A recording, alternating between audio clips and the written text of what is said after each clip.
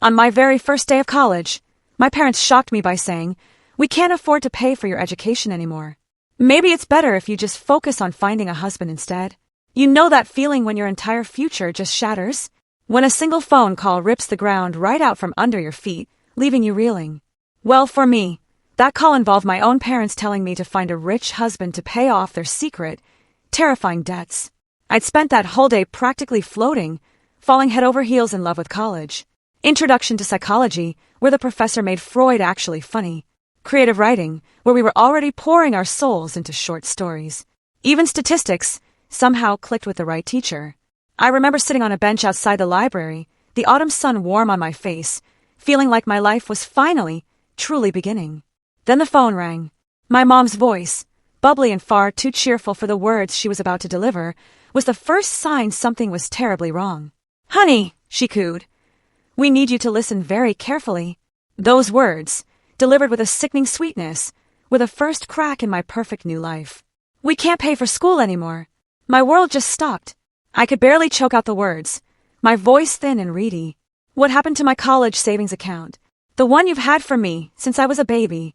They'd show me the statements every single birthday, watch the numbers grow, used it as motivation when I didn't want to study for the SATs. That money was supposed to be sacred, untouchable. Mine. There was a long, awkward pause. Then my dad cleared his throat. "I had some problems," he mumbled. "We're going to need all the money back to pay some debts." "What kind of debts?" He didn't say, which was instantly weird. Then what am I supposed to do? I felt like I might actually throw up right there on the perfectly manicured lawn. My mom, bless her heart, jumped back in with their solution. And this is where it got truly wild. You need to find a rich boyfriend by the end of the month. You go to school with plenty of wealthy students, and you have a good body, so it wouldn't be impossible for you to get a boyfriend to turn into a husband. I just sat there, utterly stunned, as she laid out their whole sickening plan like she'd carefully workshopped it. How I should target guys in the business school. How I should dress more revealingly. How I should laugh at their jokes, even if they weren't funny. And then came the kicker. If you just don't break up with him, even if he cheats on you, then in 7 years, you can go back to school again. 7 years. She said it like 7 years was absolutely nothing. I couldn't believe what I was hearing. This wasn't real. My own parents were telling me to sell myself. Without another word, I hung up, my hands shaking so badly I almost dropped my phone. I immediately scrolled to my brother Jerry's number.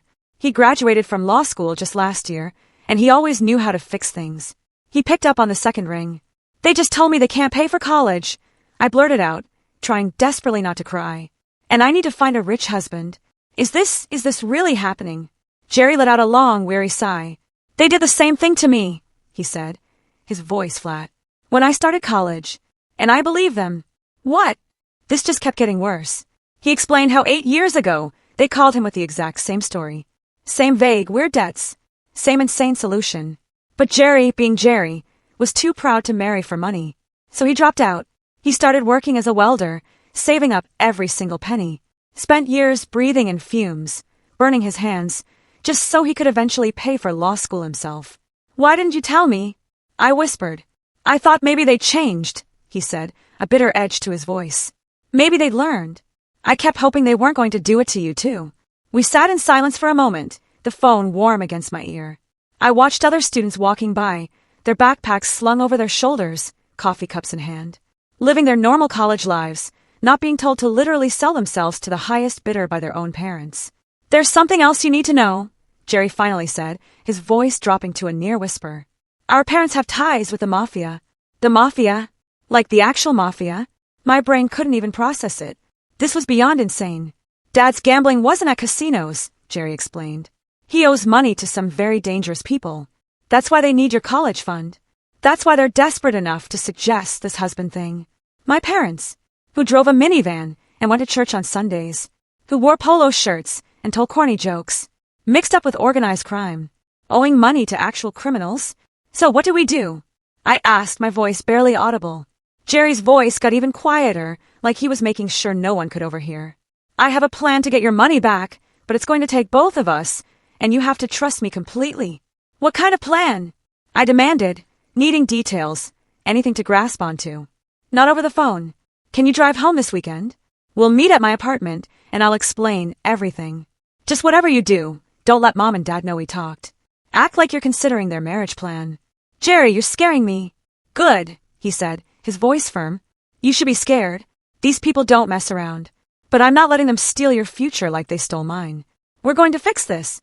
I ended the call and just sat there on that bench for another minute, my whole body shaking. Students kept walking past me like nothing had changed, but everything was different now. My legs felt weak when I finally stood up and walked back to my dorm. The building felt too bright, too loud with everyone getting ready for Friday night parties. I made it to my room, closed the door behind me, then sat at my desk and opened my laptop. My class schedule stared back at me from the screen. Introduction to Psychology, Creative Writing, Statistics. Classes I might not get to finish because my parents owed money to actual criminals. My hands were still shaking as I grabbed my phone and started deleting everything. Call history with mom and dad? Gone.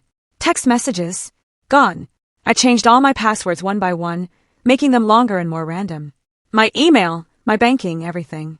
Setting up a new email account took forever because my fingers just wouldn't work right. Jerry had told me to download Signal for messaging, so I found it in the App Store and set it up with a username instead of my phone number.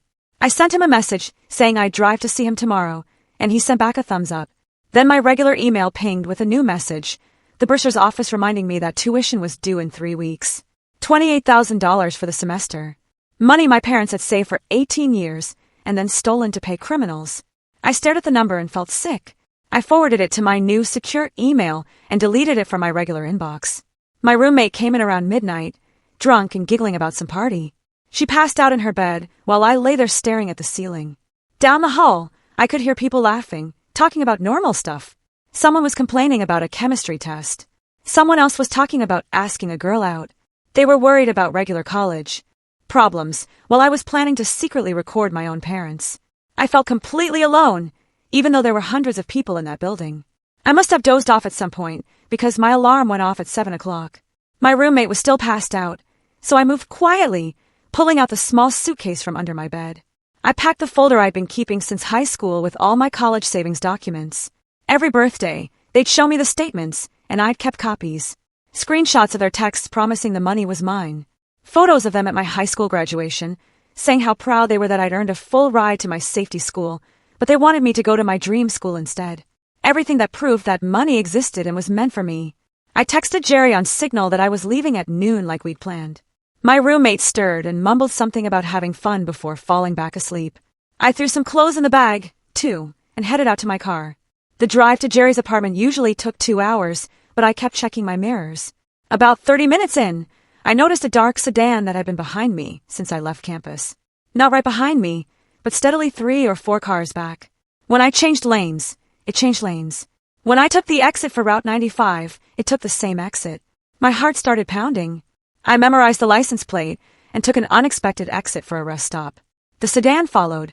I pulled into the rest stop and parked near the building, watching as the sedan parked a few rows away.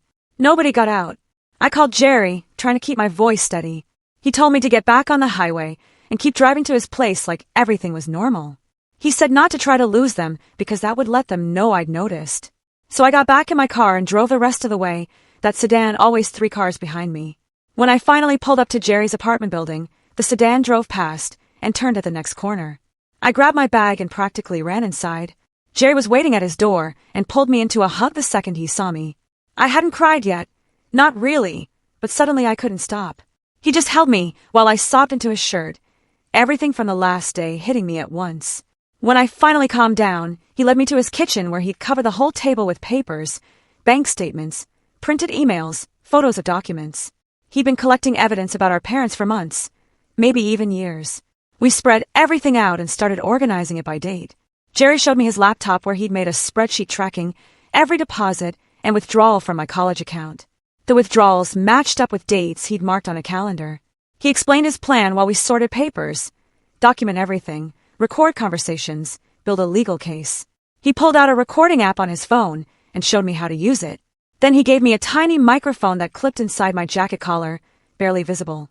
We practiced turning it on and off until I could do it without looking. He'd written down contact information for 2 people who could help us. Margot Goodwin worked in financial aid at my school and had experience with emergency situations. Hayden Barlow was a detective who specialized in organized crime cases, and Jerry knew him from when he'd done some legal work for the police department.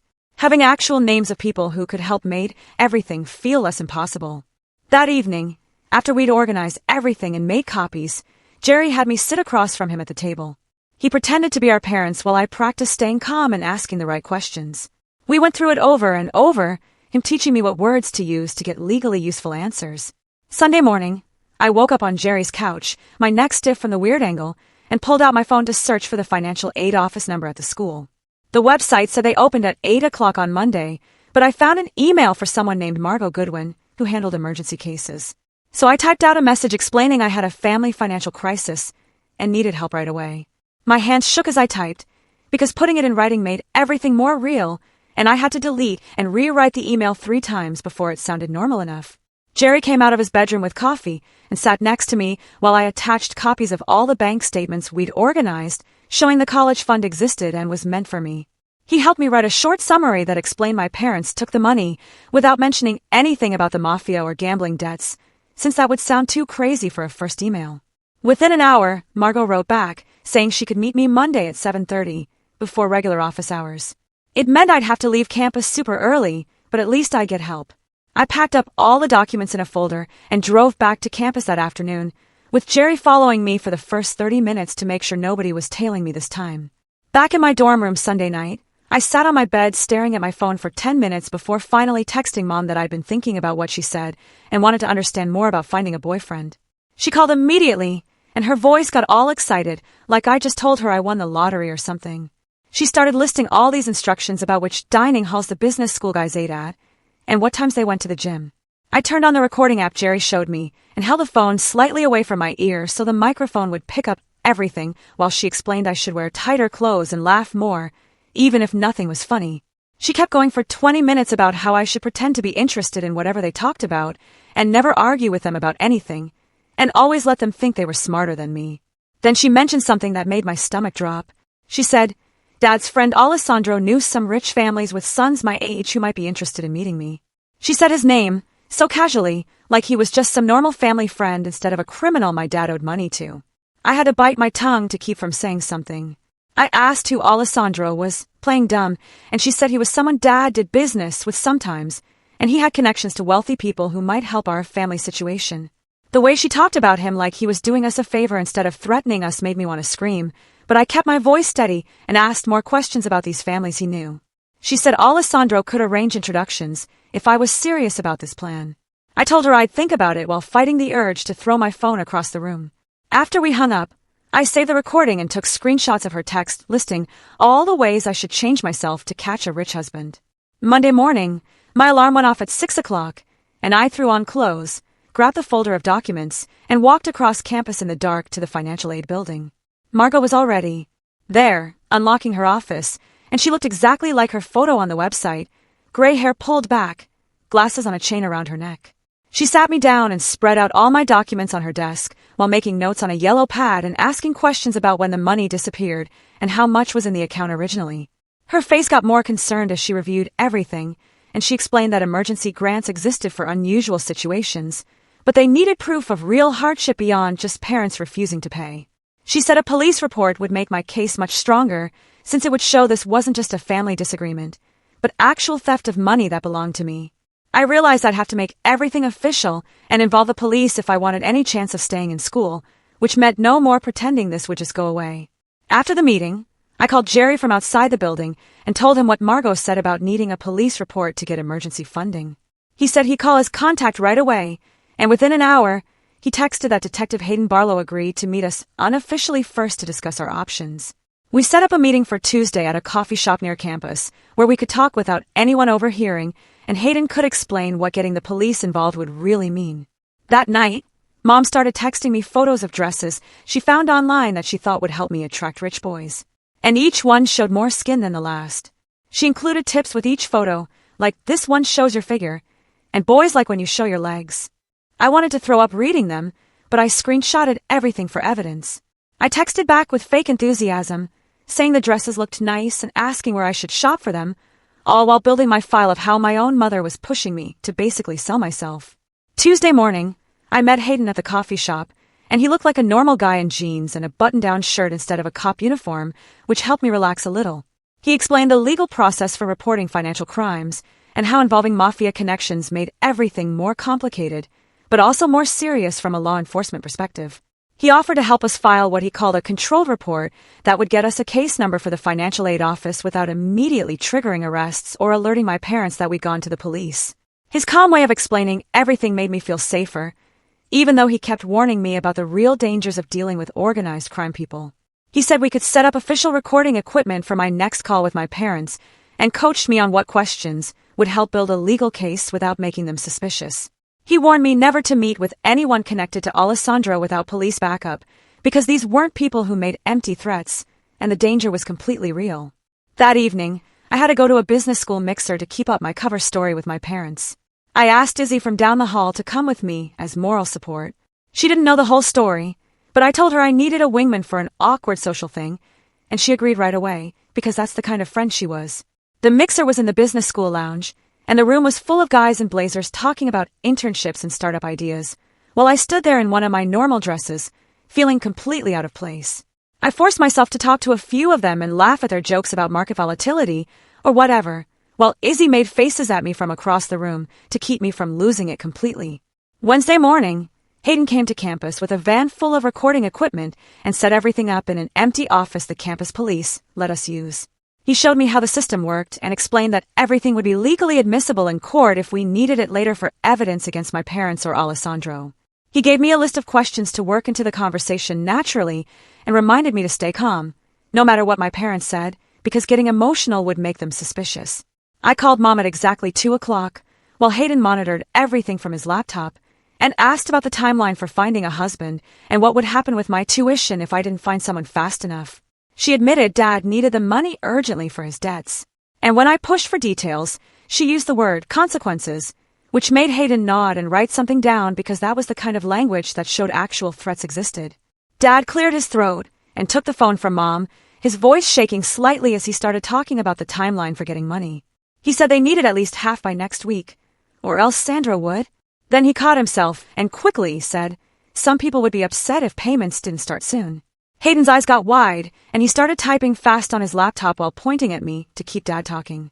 I asked Dad who Sandro was, playing dumb, and he stammered something about just meeting some people he knew from work before changing the subject back to me finding a boyfriend.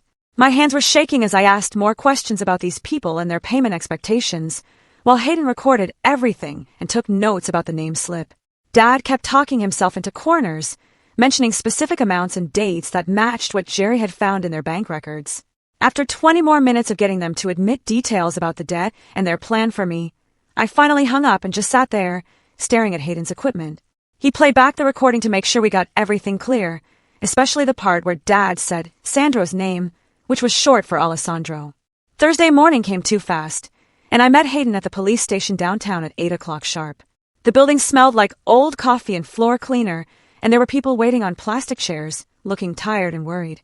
Hayden walked me through filling out the official report, helping me write down everything about the stolen college fund and the threats from my parents' creditors.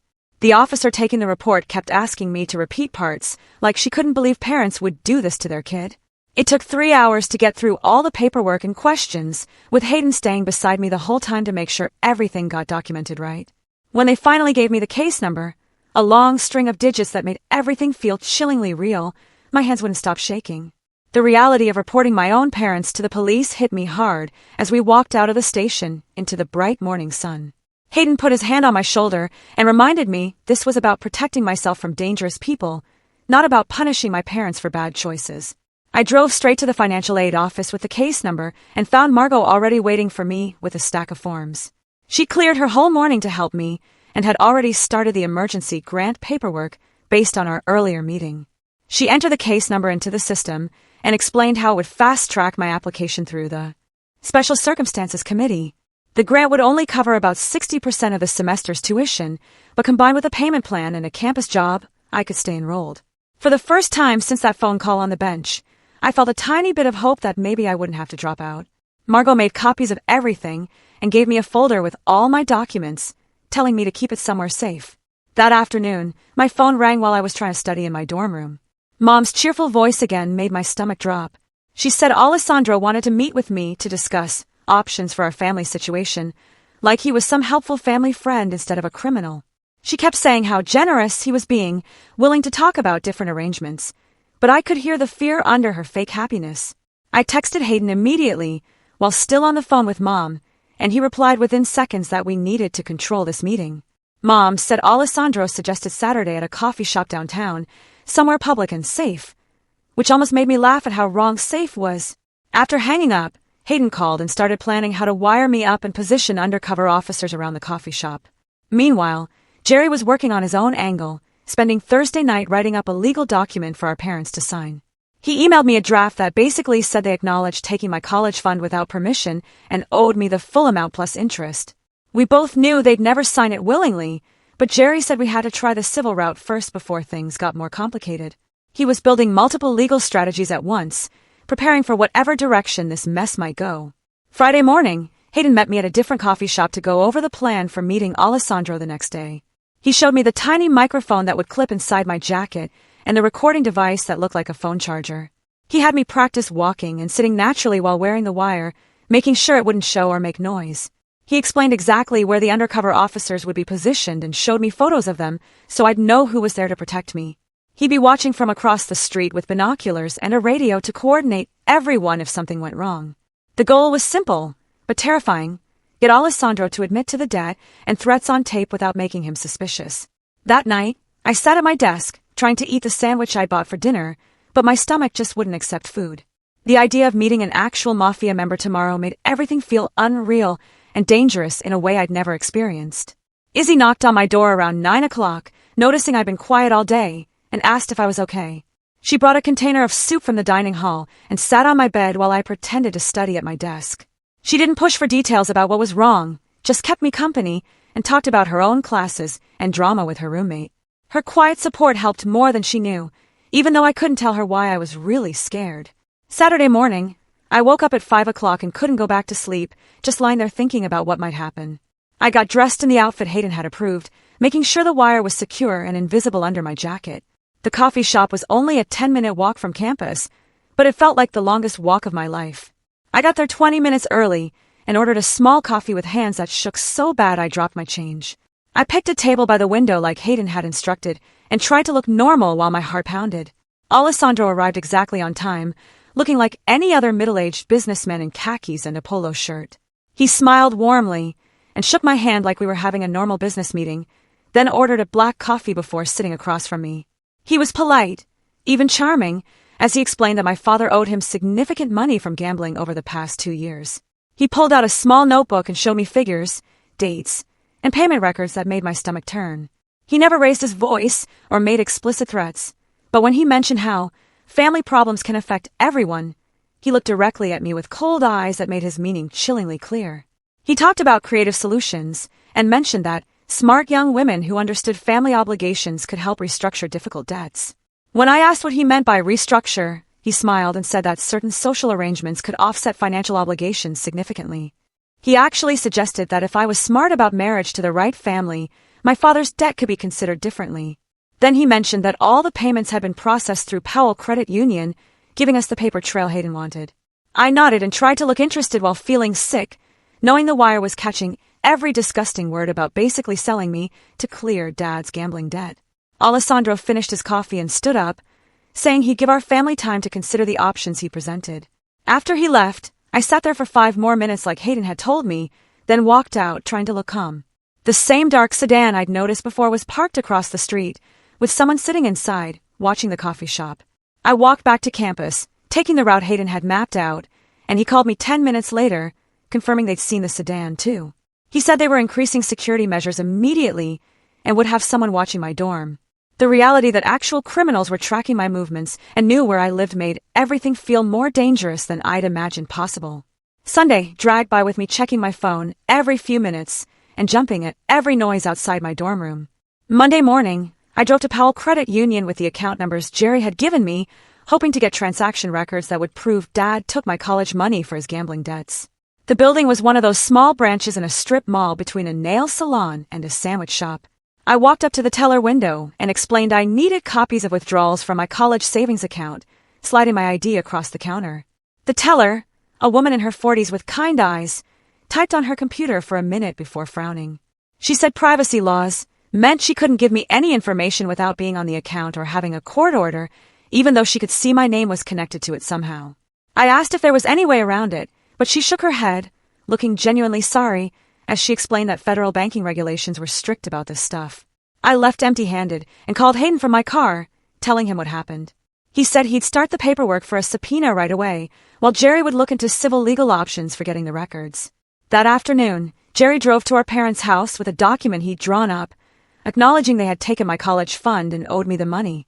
I waited in my dorm room for his call, pacing back and forth between my desk and bed. When he finally called 2 hours later, his voice was tight with anger. He said Dad had laughed at the paper and refused to sign it, calling us dramatic and ungrateful after everything they'd done for us. Mom had started crying during the argument, saying we were tearing the family apart over money. Then something unexpected happened that changed everything.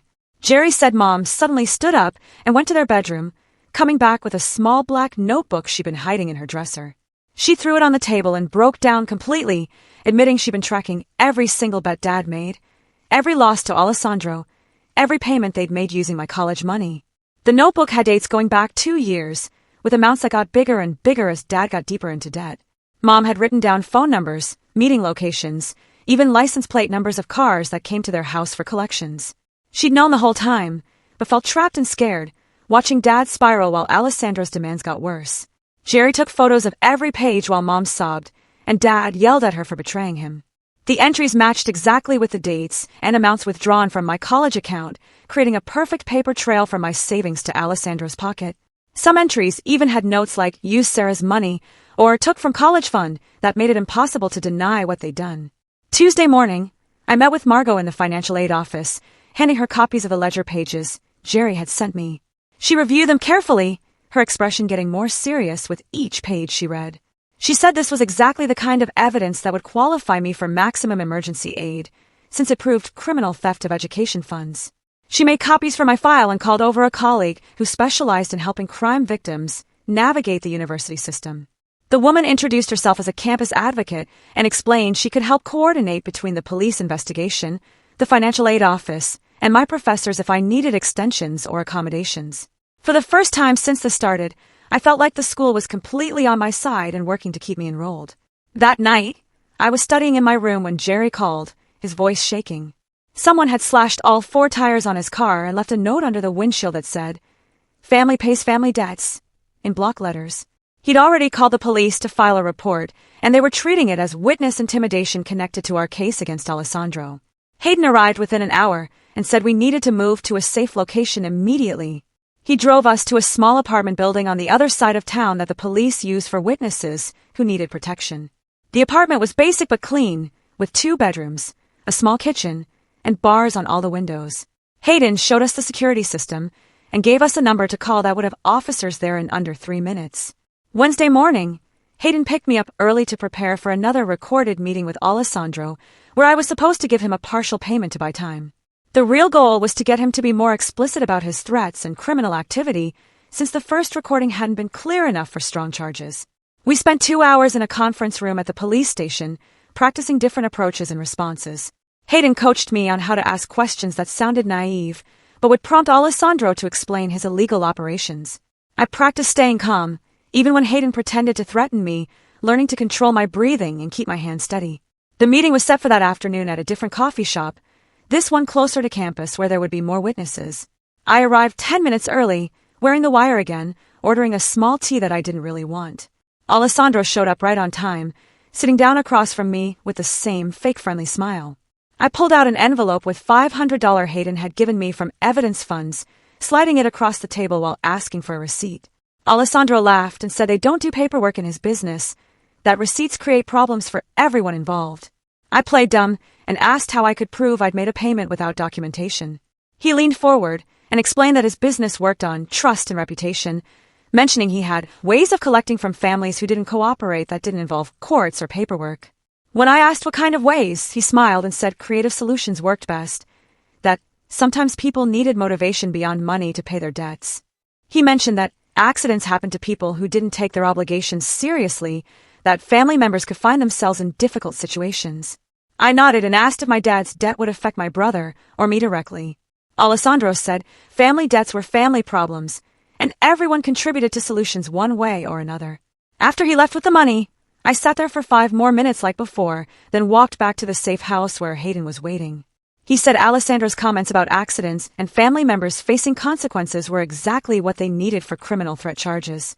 Thursday morning, we all went to the courthouse, where Jerry's lawyer presented our evidence to a judge requesting an emergency order. The judge reviewed the ledger, the police reports, and transcripts of the recorded conversations with Alessandro. After an hour of arguments from both sides, she granted a temporary restraining order, freezing my parents' remaining assets while the criminal case was investigated. This meant they couldn't sell the house, empty bank accounts, or transfer any property until the court decided what they owed me. My phone started ringing immediately with calls from both parents that I didn't answer. Jerry handled all communication through his lawyer now, keeping everything official and documented. Friday morning, Mom's lawyer contacted Jerry's lawyer with an offer to cooperate with a police investigation in exchange for leniency on any charges she might face. She provided a list of phone numbers Alessandro used, addresses where Dad met him to gamble, and names of other people Dad owed money to from card games. She even gave them dates and times of upcoming games Dad was planning to attend, trying to win back what he'd lost. Her betrayal of Dad felt inevitable, but still sad, watching my family completely fall apart over his addiction and their crimes. That afternoon, I sat in the financial aid office as Margot processed my emergency aid application with all the supporting documentation. The computer system showed approval for enough money to cover this semester's tuition with a payment plan for the rest of my degree. She printed out the confirmation and walked me over to the bursar's office, where they removed the hold on my account.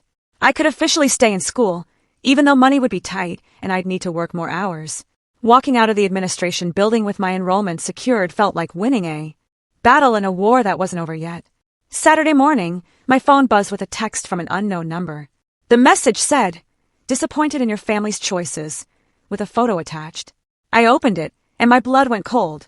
It was a picture of my dorm building taken from across the quad.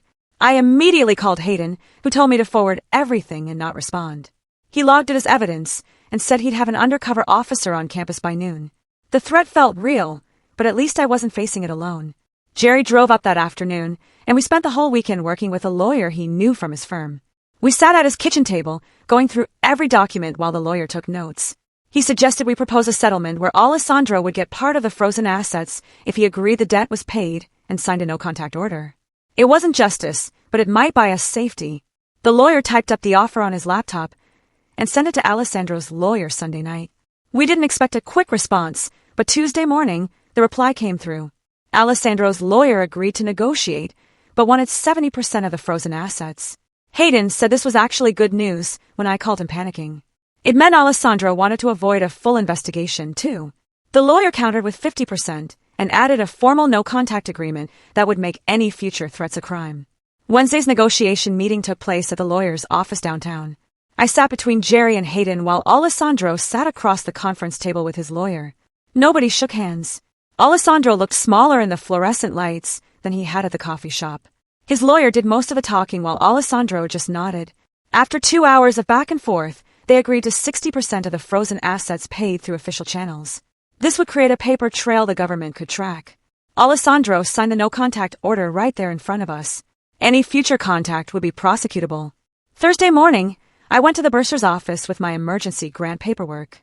The woman behind the desk processed the deposit and helped me set up a payment plan for what was left.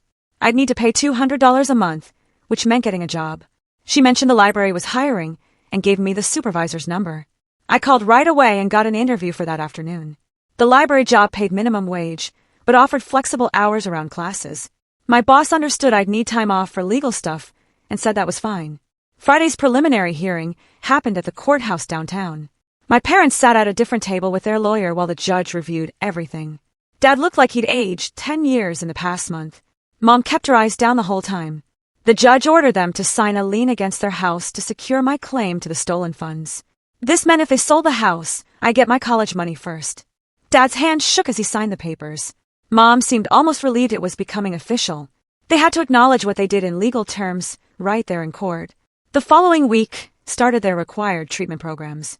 Both parents had to attend Gamblers Anonymous meetings as part of their plea agreement. Dad went to meetings every Tuesday and Thursday night.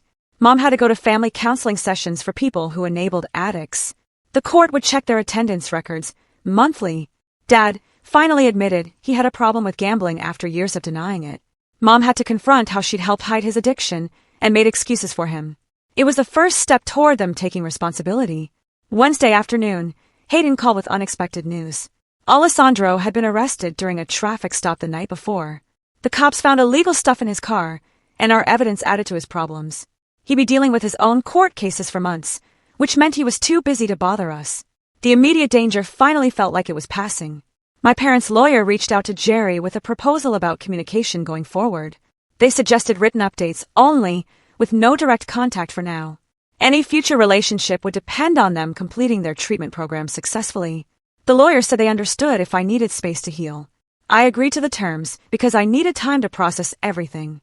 Jerry supported whatever I decided and said there was no rush to forgive them. Thursday, I went to the registrar's office to reduce my course load for the rest of the semester.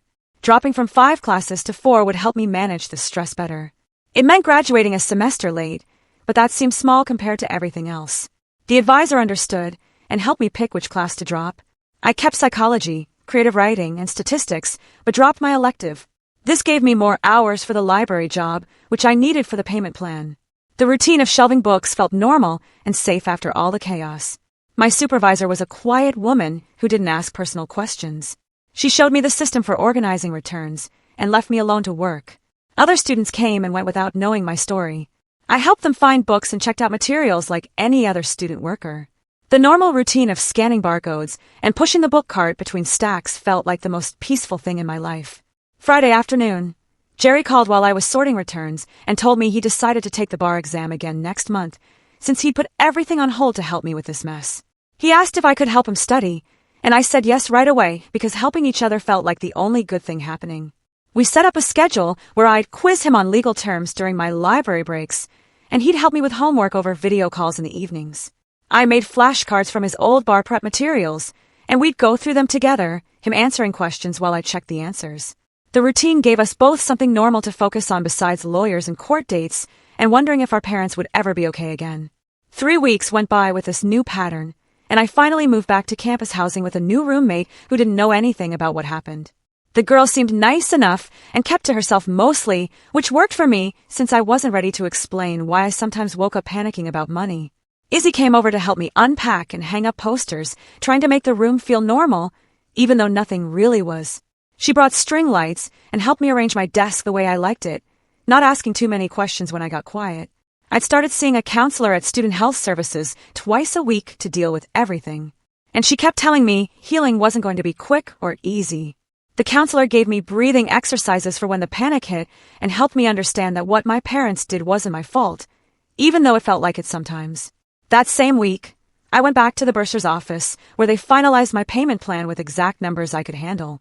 $200 a month for my library job plus a small loan would cover everything, though it meant I'd graduate a semester late. The woman behind the desk printed out all the paperwork and highlighted the important parts, showing me how to set up automatic payments so I wouldn't miss any. Seeing it all official with stamps and signatures made me feel safer than I had in weeks, because now no one could take this away from me. My parents' lawyer sent a thick envelope to my dorm with a formal apology letter they'd written as part of their plea deal. I sat on my bed staring at it for 20 minutes before opening it, my hands shaking a little. They took responsibility for stealing my college fund and said they were sorry for trying to make me marry someone for money and for putting me in danger with their gambling debts. The letter went on for 3 pages with lots of legal language mixed in with their actual words. I read it once, then put it in a folder at the bottom of my desk drawer, not ready to forgive them, but noting they'd at least admitted what they did. Jerry and I talked about it that night and agreed we'd think about contact again after they finished their treatment programs, but not before. My creative writing class became the place where I could finally use all this pain for something useful. The professor assigned us to write about a moment that changed us, and I wrote about sitting on that bench when my parents called. I didn't hold back, putting all the betrayal and fear and anger into the words, making it as real on the page as it felt in my life. When I read it in workshop, the room went completely quiet, and the professor called it powerful and authentic, saying, "Trauma creates the most honest art." After class, 3 different students came up to me, separately, sharing their own stories about parents who let them down or stolen from them or chosen addiction over family. Hayden called the next morning with updates about the sentencing, explaining that Mom's cooperation with the investigation meant she got probation instead of jail time. Dad had to do mandatory treatment for gambling addiction, plus community service, but also avoided prison, which felt too easy, even though Hayden said it was pretty standard for first-time financial crimes. I felt weird about them not going to jail, but also relieved, because having parents in prison would be its own kind of hard. Hayden said the case was officially closed now, and Alessandro's organization was basically gone after his arrest, so we didn't need to worry about retaliation anymore. That weekend, Jerry drove down, and we went to the bank together to open a joint education savings account with both our names on it. We set it up so any withdrawal needed both signatures and monthly statements went to both our emails, making everything transparent. We each put in $50 to start, which wasn't much, but felt important as a symbol of rebuilding what got stolen. Every month, we'd add whatever we could afford. Him from his new job once he passed the bar, and me from library wages after paying my bills. A month after everything started, I found myself walking past that same bench outside the library where I'd gotten the call. The same students walked by with their coffee and backpacks, worried about tests and dating and normal college problems, while I stood there feeling like a different person than the girl who'd sat there before. I called Jerry right then, just to hear his voice, standing in the exact spot where this all began, reminding myself I wasn't alone anymore and never would be again. We kept all our safety stuff in place, even though the danger had passed, because being careful had become habit. New phones with new numbers, checking in with each other daily, staying aware of who was around us, meeting in public places when we had to see lawyers or sign papers. Hayden called once a month to make sure nothing new had come up and to remind us we could call him if anything felt wrong. 6 weeks from that first phone call, my life had found a new rhythm that almost felt normal. 2 months passed with me working extra shifts at the library and studying harder than ever before. Jerry called one Thursday afternoon while I was shelving books to tell me he'd gotten his bar exam results in the mail. He'd passed on his second try and already had 3 interviews lined up at different firms. The next week, he started at a place that handled financial crimes and fraud cases. He texted me photos of his new office with its view of the parking lot and said our family mess had taught him more than any textbook. I felt proud seeing him in his suit and tie after everything he'd been through to get there. My own grades started climbing once I could focus on school instead of survival. The statistics professor pulled me aside after class to say my test scores had improved by 30%. In creative writing, I turned in a story about trust that made the whole workshop go quiet when I read it. My psychology essays got comments like, insightful, and well-researched, instead of the rushed work from before. By finals week, I was pulling all-nighters in the library for normal reasons, like everyone else. The grades posted right before winter break, and I'd made the dean's list with a 3.8 GPA. I screenshotted the email and sent it to Jerry, who replied with 5 exclamation points. Hayden called that same week with news about Alessandro's organization falling apart. The arrest had scared off most of his crew, and the rest were laying low or leaving town. He'd been checking with his contacts, and nobody was talking about our family anymore. The whole operation just dried up once Alessandro got locked up and his lawyers got busy with bigger problems. I could finally stop looking over my shoulder every time I walked to class. Spring registration opened, and I signed up for introduction to law along with my other requirements. The pre-law advisor helped me plan out the next 3 years to meet all the requirements for law school applications. Jerry sent me his old LSAT prep books and highlighted which professors to take for the best recommendations. We talked every Sunday about different areas of law and what kind of lawyer I might want to be. He promised to help me study for the LSAT when the time came and said I'd do better than he did. 3 weeks into spring semester, a letter arrived from Mom through her treatment center. The envelope had my name written in her shaky handwriting and felt thin between my fingers. Inside, she'd written 2 pages about completing her program and understanding what she'd done wrong. She asked if maybe we could meet for coffee sometime. When I felt ready, but said she'd understand if I never wanted to see her again. At the bottom, she'd added that Dad was doing better, too, and hadn't placed a bet in 5 months. I folded the letter carefully and put it in my desk drawer under my notebooks. Maybe someday I'd be ready to have that coffee, but not yet. Izzy noticed me being quiet that night and brought over cookies from the dining hall.